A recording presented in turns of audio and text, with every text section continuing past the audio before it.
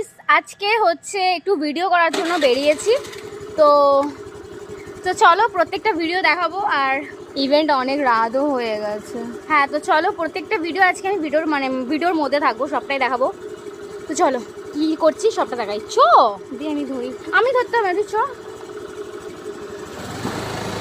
তো এখন আমরা আছি মেট্রোপলিটনের সামনে, তোমরা অবশ্যই যারা যারা চেনো। আর এই যে রাস্তা ভীষণভাবে ফাঁকা। এক সেকেন্ড আমরা ঠিক কর গাড়ি। এটা কি ছিল?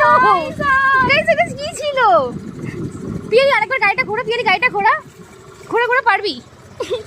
এবার গাড়ি ঘোরা পারে না।